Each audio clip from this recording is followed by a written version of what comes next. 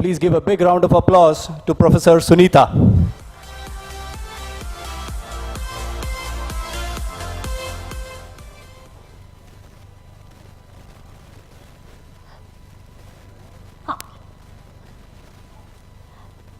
Okay, so I don't know.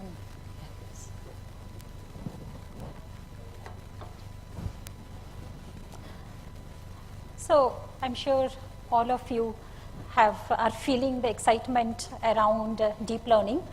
So this talk is going to continue to ride on that excitement. I am going to present a part of deep learning models which deal with predicting sequences. So I am a professor, so I will start with first teaching a bit about how is it that deep learning models do sequence prediction. And I was told to provide the state of the art from the research and academia side on sequence prediction model. So, so in the first part I will be kind of giving an overview of how deep learning models for sequence prediction works, and then in the second part I will give sort of a kind of an overview in terms of a state of the art of what are the challenges and what is happening in the research world in terms of addressing those challenges.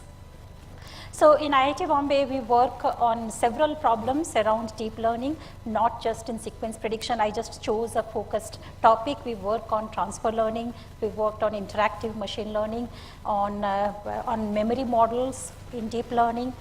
We have colleagues who use deep learning for various kind of image and 3D modeling tasks in NLP. So, you know, this is actually a call out to people in industry and startups. You know, many of us are very interested in working on problems which have relevance in the real world. So we would also be happy to hear from you on problems that you face. So this is now, let me just continue with the talk. I'm going to talk about sequence prediction models which depend on deep learning. Next slide, please. How do I advance slides here? So how to advance slides here? Oh, there is the clicker. This one. Okay. The green one. Oh, okay. Oops. Okay. So, so first, let me start by defining what I mean by sequence prediction models. So these models work by taking as input an X, which is like a complex thing. It could be a sentence, an image, or an audio wave, and the output is a sequence of discrete tokens. For example, a sentence, like a natural language sentence, is a sequence of words. So each word is like a discrete variable. It comes from a finite dictionary. Another example could be, say, when the input is a sound waveform and the output is a sequence of phonemes. And what we are going to talk about is this box in between, which can take as input a speech waveform or an image or a natural language sentence and produce as output a sequence of discrete tokens. This looks like a very simple problem, but it has many applications. And in fact, the exciting thing for us researchers is that these applications span domains which were earlier working in their own silos. So in particular, you know, I have been in the computer science department of IIT Bombay for 17 years, and I never thought it useful to talk to people in image processing. But because of deep learning, you know, people who are working in speech and image and NLP are now using the same hammer, which is this hammer of the sequence prediction models, to solve tasks which can be abstracted in this very simple model. So I'm just going to quickly go through those examples. So let's consider a task from NLP, which is the translation task. Here, the input context is a sentence in English. Say you have as input a sentence in English which is asking, is demonetization carpet bombing or surgical strike? And you want a model, the deep learning model, to predict the sequence of tokens, which are hopefully Hindi tokens as much as possible. And this is what you would like to do using a deep learning model. So early, before deep learning, this was considered a very heavy linguistic task. So there were large translation dictionaries and transfer grammar rules. These were like, if you remember, production rules which were written by linguists.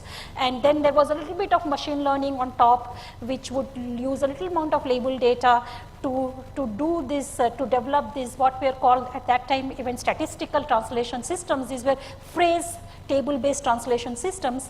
But deep learning has changed that entire paradigm by having now translation be handled totally by AI researchers, where as input you just give several, like billions of examples of sentences which are paired between an English and a Hindi sentence, and now the model would learn this, and there is no need for a separate dictionary, a translation dictionary, or a separate grammar to be written out by linguists. So it's all done automatically by deep learning and through these very simple sequence prediction models. The other very exciting application is image captioning. So you heard about understanding objects in images. That is an old problem. But what now people are interested in is generating the well-formed sentences which can be called as descriptions of images. This is like image caption generation. We want to not just recognize that there is a motorcycle in this image, but actually to predict a sentence which says that a person riding a motorcycle on a dirt road. So it's not only important to understand that there is a motorcycle and a dirt road, but also to generate this well-formed natural language sentence which can be called as the caption of this image. So again, earlier the image processing guys would solve this such caption generation tasks by first recognizing objects, and either they would look for similar images whose caption was somehow available to them in a correct format, and then they would do maybe some replace some words with the object that you have recognized in this image, or there would be some template. So it was all very kind of hand-held.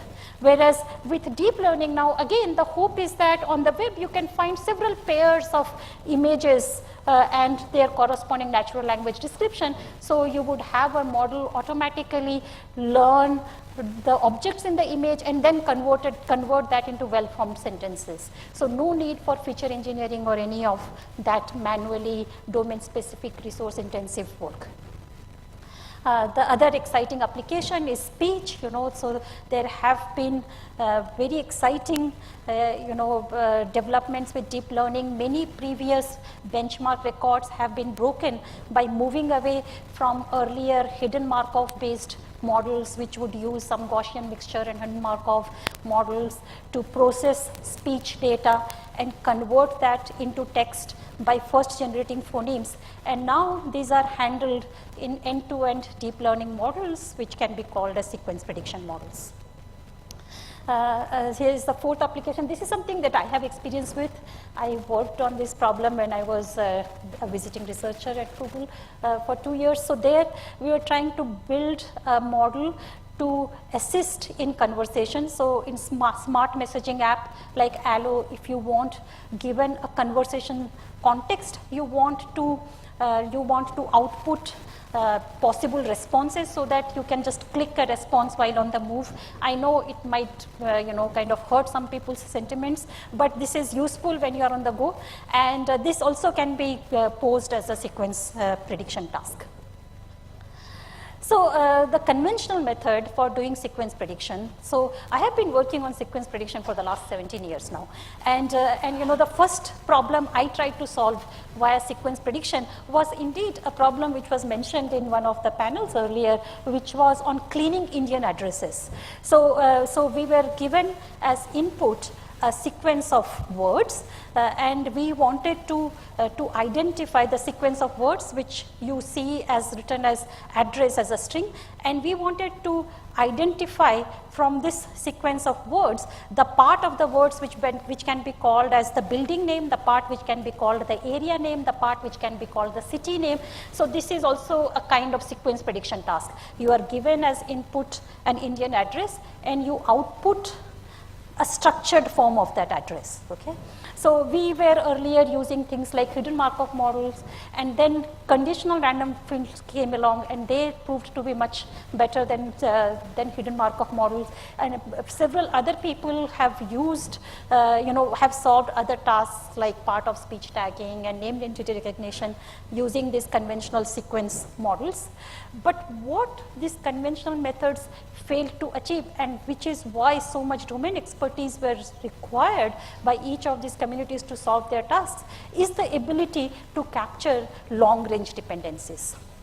So if you used a conditional random field or hidden Markov model, you would have to make the assumption that what you predict at the 5th position is independent of the word that you see in the 3rd position if you know the word in the 4th position. So you can only capture dependency among nearby tokens. Okay? It would not capture long range dependency. And for the first time with deep learning, people found that if you use things like recurrent neural networks, like in LSTMs, then you could capture long range dependency. And that is important for, say here is an example.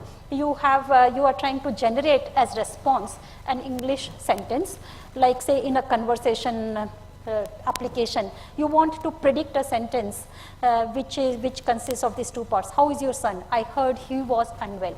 So the part he there, the reason it should be he depends on the word which appears 3 tokens ahead.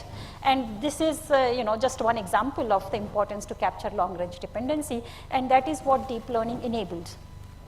And the second challenge is that when you use sequence prediction models for tasks like conversation assistance, there is a very indirect relationship between the input and the output. So the space of output is very open-ended. And so given an input, you have to commit on one outcome out of many different outcomes which are actually very different in from each other. In particular, again from conversation assistance, which is where I have most experience. So you have to choose between responses which are short or very long. Like you have to, so if there is a context of the form, how are you? You have to choose the response as either great or great, how about you? Now, from a machine learning, from a probabilistic viewpoint, it's very difficult to get the probability of great, how about you, to be higher than the probability of great, because it has less information, right? So, so how do you kind of handle this is a big problem that in fact this is a problem which is still not solved with the deep learning models. Okay. So, so now is the teaching part. In the sense, I will just give you a quick overview of how such sequence prediction happens in state-of-the-art deep learning models. So first, I will be a bit simplistic, give you a very crude overview, in the sense that, so the first thing that you do is you use an encoder. The encoder will take the complex input. And here, look, we are thinking of the input as just an abstract thing, but in reality, it could be a sentence, or it could be a speech waveform, or it could be an image. So very, very complicated, high-dimensional input, we are going to encode into a fixed dimensional vector. You decide to encode all of maybe the last 100 words of a conversation context as a 1,000-dimensional vector. It's just 1,000 real numbers, which is supposed to tell you everything that is important about the input. Similarly, for a speech waveform or for the image. And now this is an encoding of the input, and using this encoding, you generate the output. And remember, the output consists of many tokens, which we are thinking of as a sequence, and the sequence can be of variable length. So you generate the sequence of tokens one by one. where when you generate, say, the 5th token, you condition on all tokens which you have generated before it. Okay? So that is done through a recurrent neural network, which a very powerful example of such a recurrent neural network is LSTM, and I'm sure many of you have heard about it already. So, so this is just kind of an example of an encoder-decoder model applied to the translation task. So I just want you to focus on the input. So the input here is, say you're trying to do translation, and the input is a sequence of tokens in your source language. Say here it is English. You want to translate economic growth has slowed down in recent years. As far as the model is concerned, it sees this input as a sequence of 1, 2, 3, 4, 5, 6, 7, 8 tokens, and there is a last token which is the end of sequence token. It sees that, and the first thing it tries to do, it doesn't want to deal with words, discrete words. It converts each word into a real vector, and then there is another recurrent network which summarizes the real vector assigned to each word into one single vector. Remember that 1024 dimensional vector I said, which is the 1000 dimensional vector for the input, and that is that red circle over there. And now you will, depending on the value that is stored in that red circle, which is a summary of the input and encoding of the input, you will be generating the output tokens one word by one. So first you will generate the first word of the output, and we hope that the first word it will generate is HAL, like this is, we are trying to do English to Hindi translation. It generates HAL, and now the first word that is generated is fed as input to the next state of this recurrent neural network, and that, depending on what is generated in the first word, will generate the next word. Say in this case, we hope that it will generate K, and so on and so forth. So the words of the output are generated step by step depending on the input, and each step is conditioned on all the steps that you have taken before this.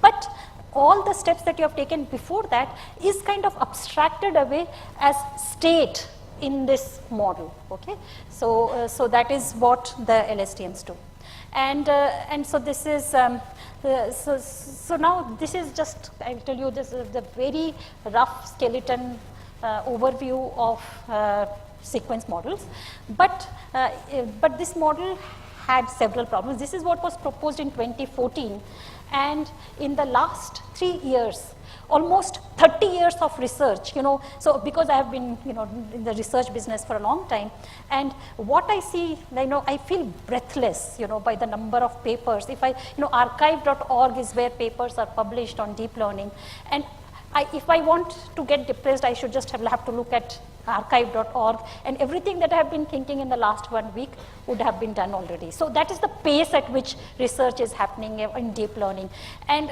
I feel so that is, and I feel, startups and other people who are trying to develop products or innovate will really have to very constantly monitor this huge stream of ideas being developed from all over the world.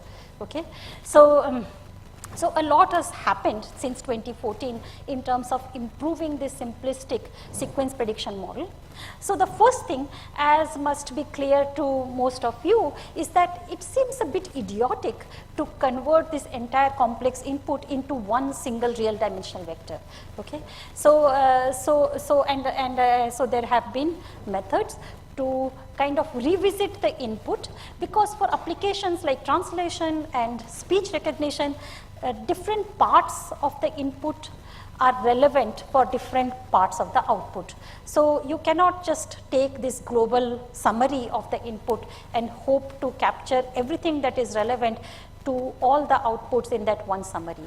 So there is this ideas, perhaps many of you already know about this, called attention on improving this simplistic encoder-decoder model.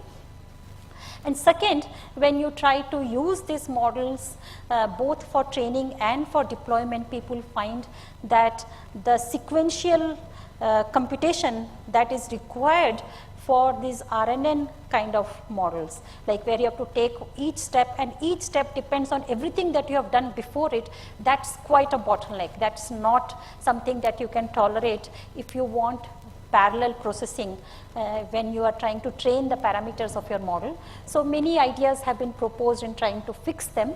And finally, even the training, the way you define the training problem has issues on which a lot of research has been done.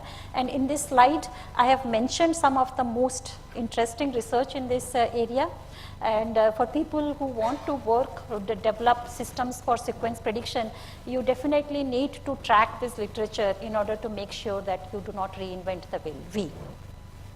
So, so first let's just go through this idea of how can you efficiently capture partial dependency between part of the input and the output.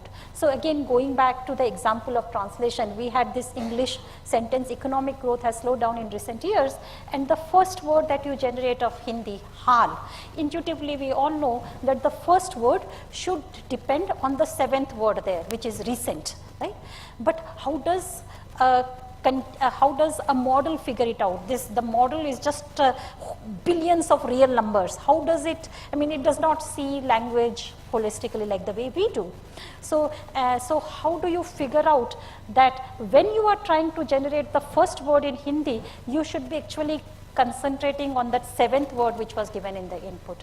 So that is done through this mechanism in this, there is this bunch of arrows here, which is attention. And the nice thing about attention, the way it was developed, is that it allows for differentiable training, and it's not just applicable for translation, it works for images, it works for speech, and that is what we as researchers find interesting, because here now we have this, physicists have been looking for the grand unification theory. This is not the grand unification, but it's sort of getting closer to that, right? In the sense that we have one model which will, one ring to combine them combine them all, sort of. And one model which uses this encoder-decoder architecture with attention, which has made very impressive strides in practice, is Google's neural translation model. This is well known in academia as GNMT model. So, so what I presented was just a brief idea of the overall architecture, but in practice, when you want to use that encoder-decoder architecture for getting state-of-the-art accuracy, you have to apply a lot of bells and whistles. It's an amazing engineering feat, and I have just highlighted some of them. For example, the recurrent neural network consists of 8 layers. And then you don't just feed the layers one on top of another, because that makes training very hard. You have to add skip connections. These are the residual connections. And you use both forward and backward directional flow, bidirectional LSTMs. And there are very careful considerations on why the bidirectional LSTM should only be at the bottommost layer and not at the top layer. And the input, like I have just said, that the input is a sequence of words, but you cannot just tokenize on words, because that creates havoc when you have to deal with rare words.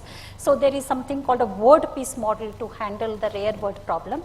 And then even for the output side, there are lots of things done to make sure that you do not generate very short translations, or that you are able to generate translation for each word in your source language. So there are things like coverage penalty, length normalization. So what I presented earlier was the theory, and what you see here is the practice. And in practice, you have to do a lot of engineering in order to make such a thing work. But after all of that, you get very impressive performance. So I find this table very exciting. Here what you see is for 6 different language pairs. On this table here, which is PBMT, there is some score assigned to the quality of translation, and higher numbers are better. And what you see in the first table here are the scores assigned to the conventional phrase-based translation system. The middle one is what is achieved by the neural encoder-decoder model with attention, and the human one is what the translation which a human translator would provide. And the relative improvement from the conventional systems are impressive, averaging to around 60%. And the interesting thing is that now the neural translation model is very close in translation quality to what a human would do. Okay? So that is very exciting. And as I said, the whole point is that the same attention idea works even for the case of images. So here we are using attention for image captioning. So, so the only difference is that when you did translation, attention is over states of the input LSTM, whereas when you do image captioning, then the attention is over internal CNN layers. And you know, with images you can always provide much prettier pictures. So here is an example of attention at work for the case of image captioning. What you see at the top is an image of a bird flying, and you would ideally like to generate a description like a bird flying over a body of water. Now this is something that a model is supposed to do automatically. And what you see in the middle row here is a bunch of images, and the bright colors denote the attention. So you see, now we are generating token by token in the output. When you generate the token bird, then the bright color is on the bird. And when you generate the token water, the bright colors are on the body. How attention helps you. Here are some more examples. Say here you have this image, and you are trying to generate a caption like this, and the underlined words corresponding to that underlined word, the attention, which is shown as bright patches in this grayscale image, is correct in this case. Similarly, you see for the dog and for the stop sign. So that was about how to get rid of the very simplistic idea of not revisiting the input, but then we also have to talk about, you know, that there were other research challenges of dealing with slow response because you are using an RNN and you have to proceed sequentially. And here you might want to look at these two bodies of work. And finally I want to end with, actually time has run out, so I want to end with a little bit of work that we have done on handling the problem of generating the correct response when you have competition from many sequences which are of varying length. So we found that for conversation, here is in this chart we are showing on the x-axis the length of the sequence, and on the y-axis the fraction of examples which have that length. What you see in orange is the fraction of examples as covered by the encoder-decoder model, and what you see in blue is what is the correct fraction. So for example, in our training data, we had almost 20% sequences which were of length 1 for conversation. Very often you say yes, no, just single token responses. And but the encoder-decoder model had this problem that it preferred short sequences. It was not able to calibrate the probabilities very well. So it would end up generating many sequences which were of length 0. So you get an empty sequence in response. And then we did some work in 2016 where we fixed it by using global conditioning, and that is shown by the red line, and you see that with the red response we get rid of the length bias. So, so I am at the end of my talk. I am just a quick summary. So deep learning based models for sequence prediction, they have revolutionized, and more than that, unified many diverse domains. And what you have seen in the last 2 years would be what would be equivalent to now 10 conventional years of research. And in this talk, I have tried to stress on 3 key research ideas which have helped improve which have been most significant in this 2-year period. One is to use, to improve model capacity by using input attention. A second is to not use an RNN, but rather to use multi-layer self-attention. We didn't have time to go into it, but it's there in the slides. And finally, how you need to be careful about calibrating the output model better by using, some ideas which I could not have time to discuss, but you will see it in one paper which is mentioned in one of my slides, which is global attention. So what next? I do believe that current deep learning models are too focused on end-to-end learning. At this point, I almost dislike the word end-to-end learning.